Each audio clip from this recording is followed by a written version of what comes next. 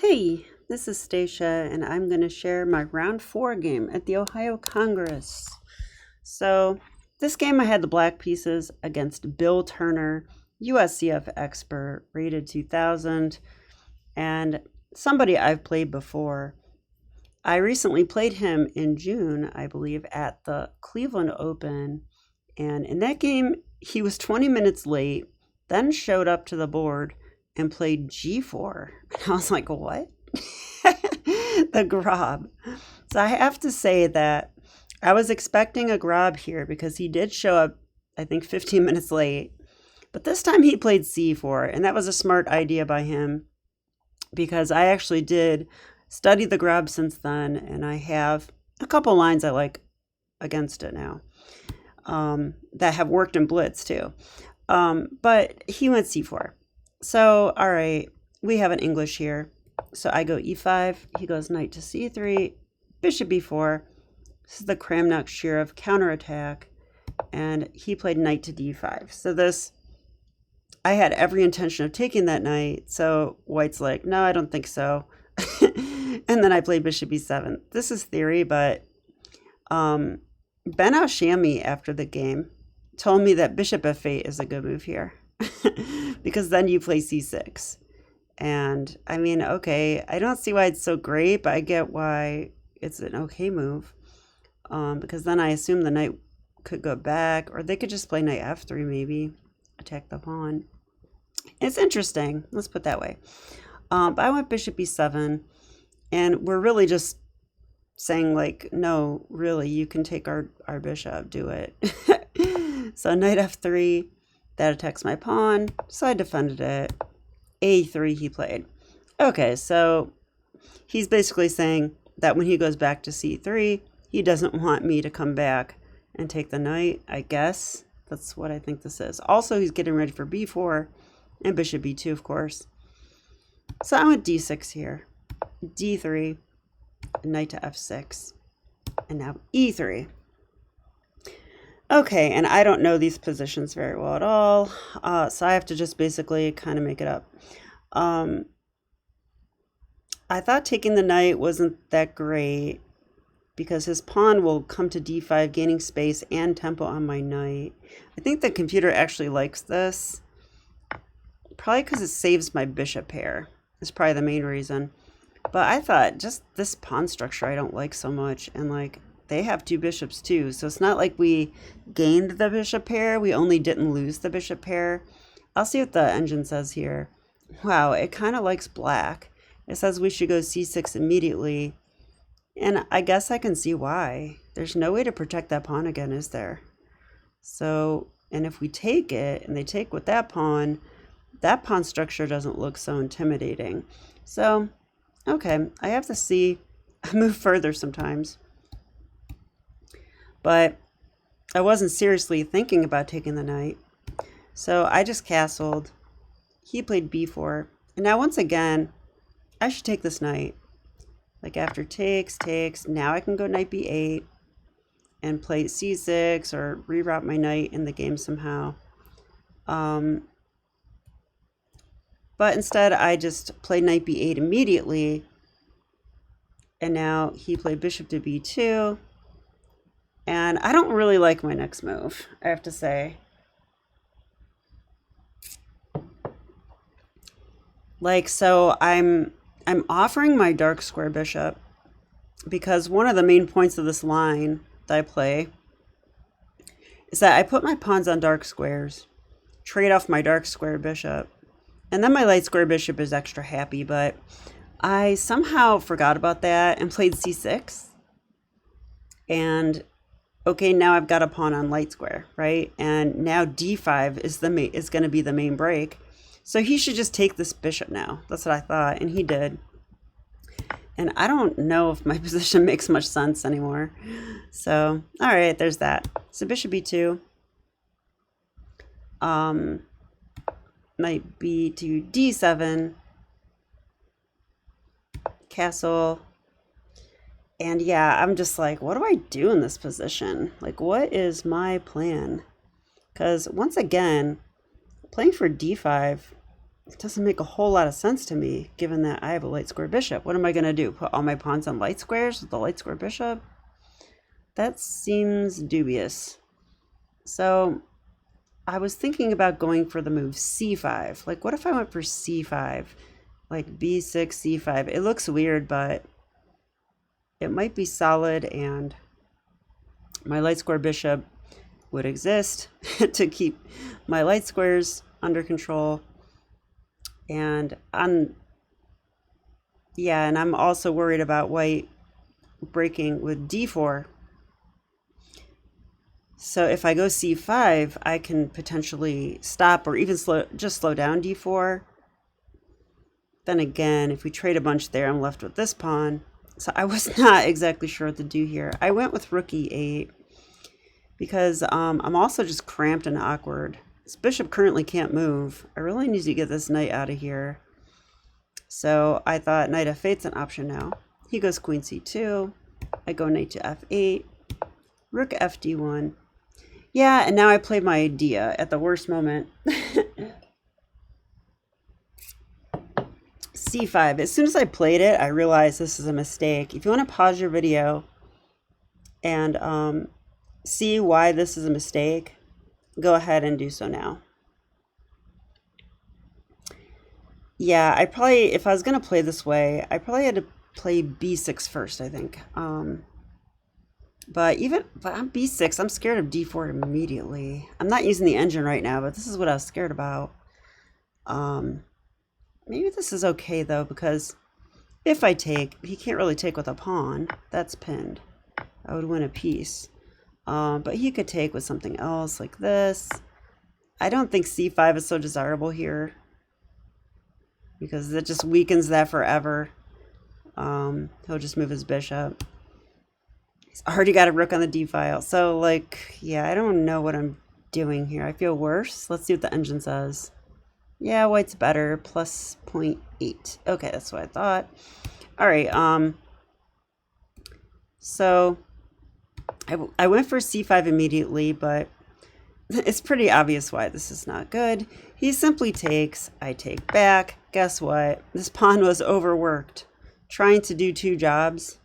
My queen's not exactly the best defender.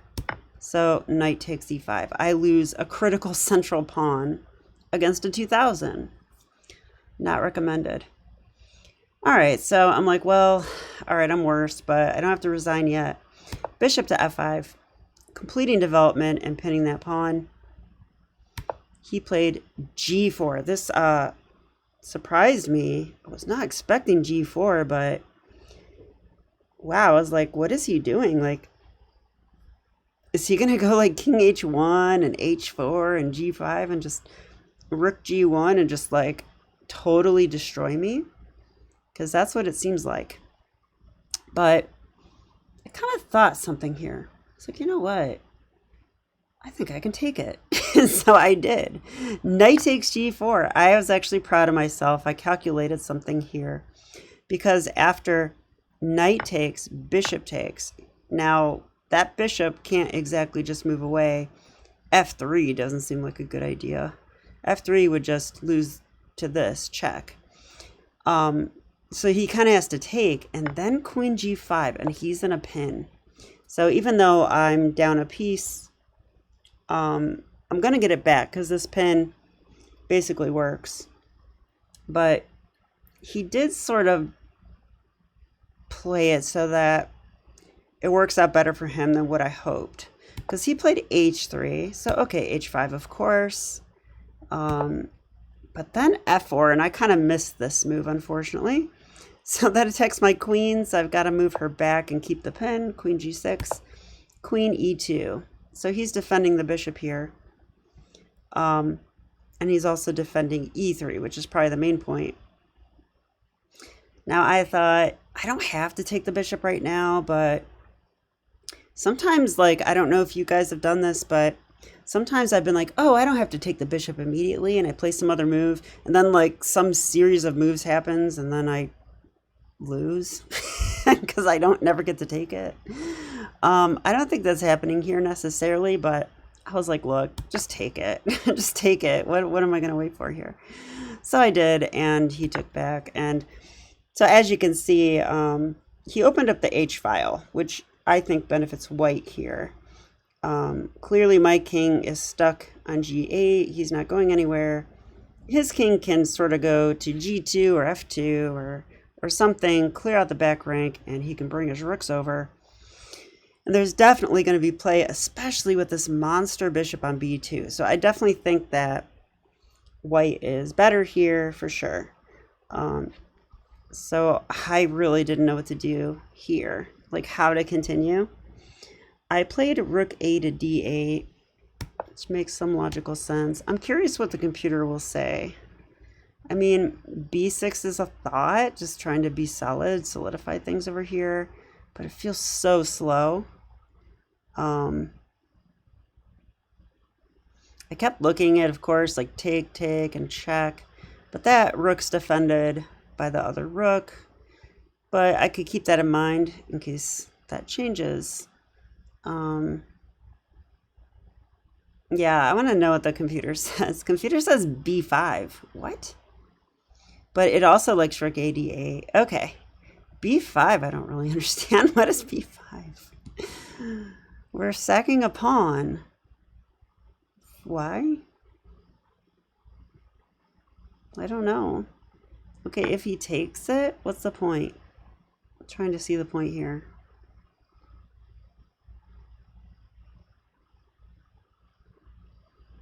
What is the point? I'll ask the computer, because maybe it's rook A to B8. And then on A4, A6? I don't know. A6 immediately the computer wants. There is no B6 because if queen takes B6. And if they take, we take with our rook. And our rook is actually well placed to get involved over here. So that's pretty interesting. Then again, like, isn't G5 coming? When G5 comes, yeah, I don't know.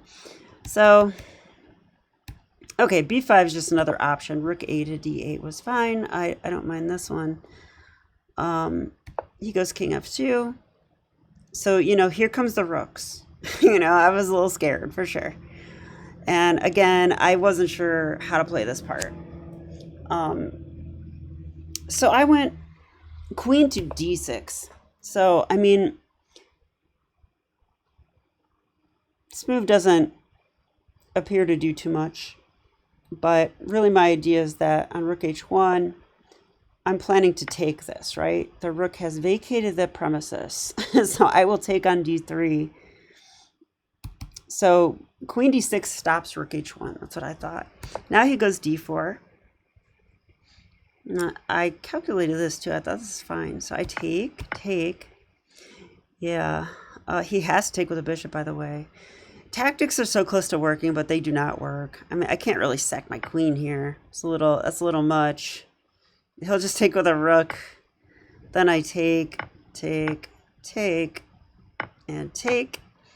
And I'm actually down material, right? I'm down the exchange and a pawn. So that's not any good. I kept looking at that stuff, but it never quite worked. Queen C7. I'm just getting out of the way. But I'm keeping an eye on this idea. Because if the king steps away too far, I will take there. Also, this is pinned. So I'm almost threatening. Rook takes D4, and then of course I'm tickling this pawn. So he has to babysit. All right, so he does continue to babysit with queen C2. I go queen E7. Sure, I had some reason. Oh yeah, I want to check. I'm not saying that's the best ever, but once again, ooh, I think on rook H1, I was actually going to take on D4. So like rook H1, I was going to play this. And then here.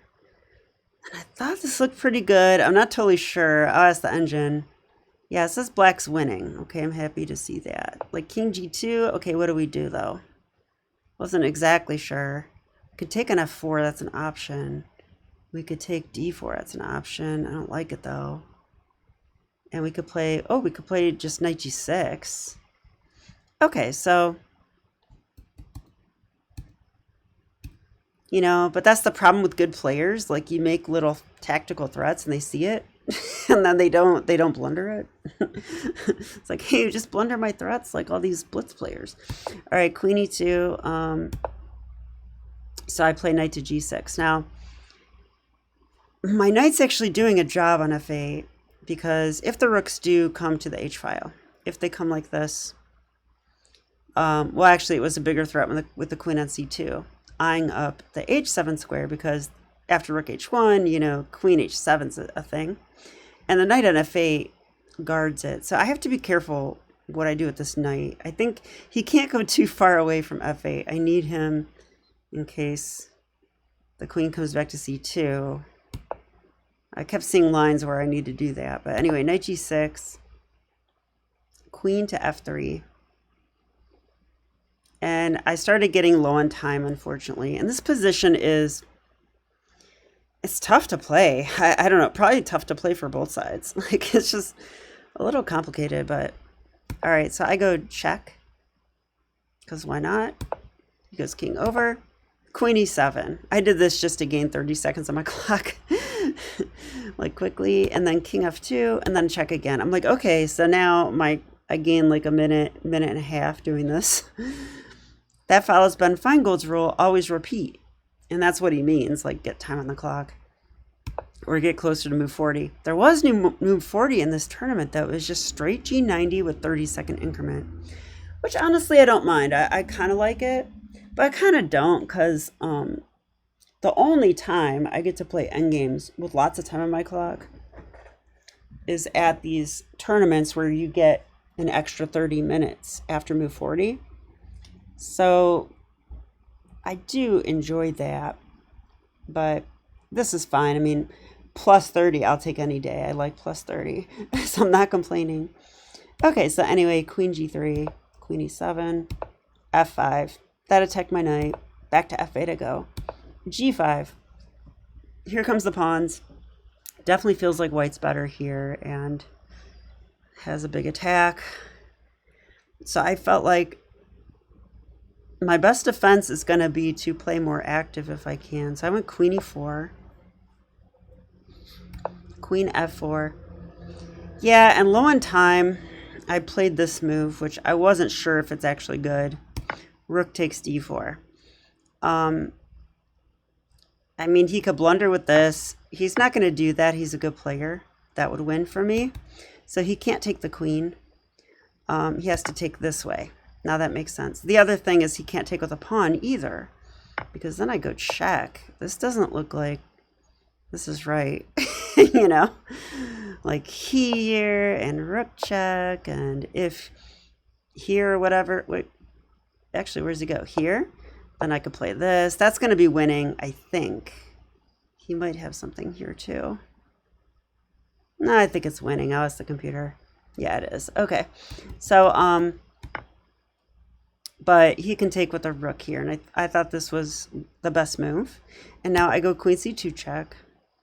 But what do I really have here? I didn't really see much from here. So this is just desperation. And he had enough time on his clock that he could stop and figure it all out. And queen c3, I'm attacking the two rooks. Moved it all the way to h1. Yeah, and I think that's correct. And then I grabbed a pawn, because what else? But I knew here I was losing. I'm just trying to stay active now. Here comes the rooks. I mean, okay. I mean, there's nothing I can do here, I don't think. I throw in one more check, but after e4, there's really no more checks. So I think I'm just getting mated.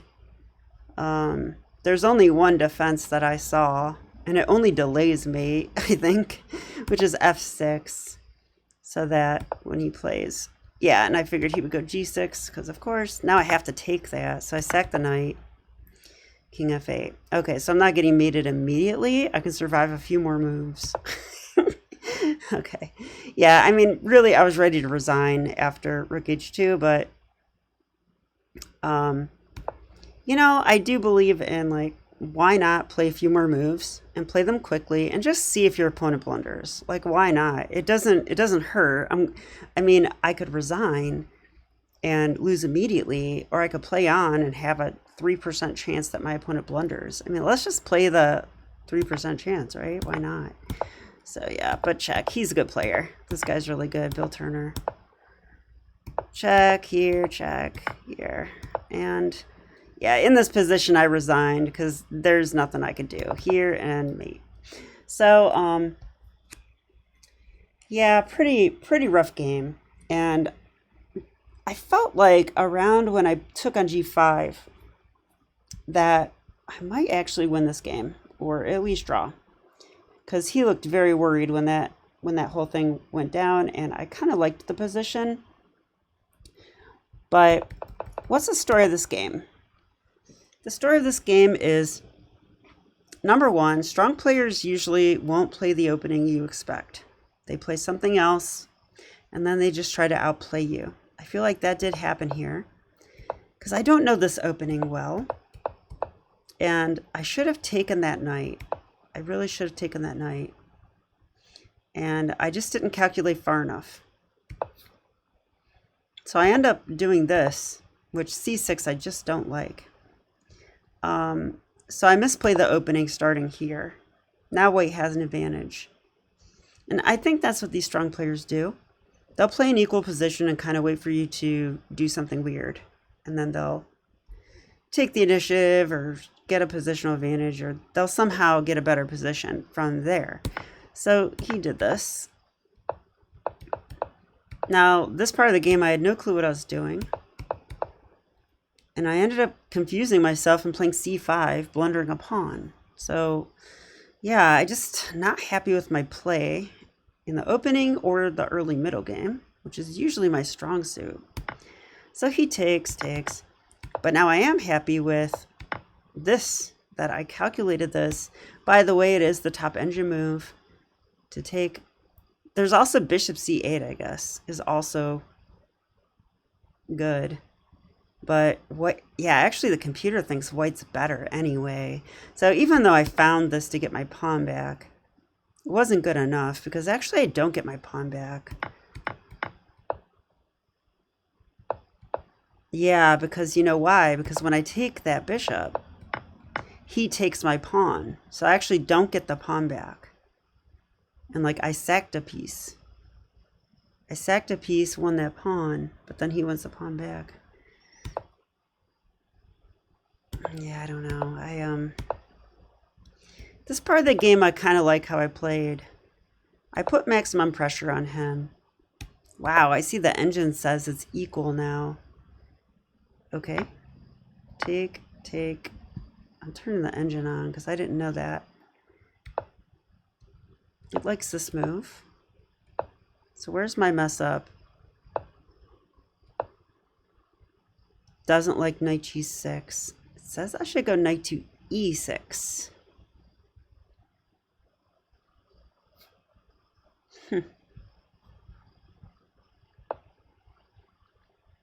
If he goes here, I would think f6 is a move, but it looks so risky.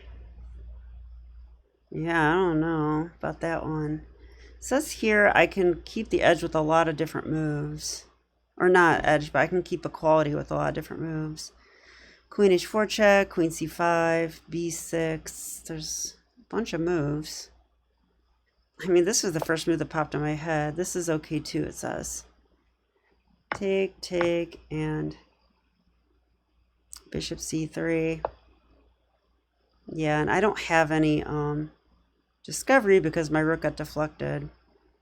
Okay, anyway.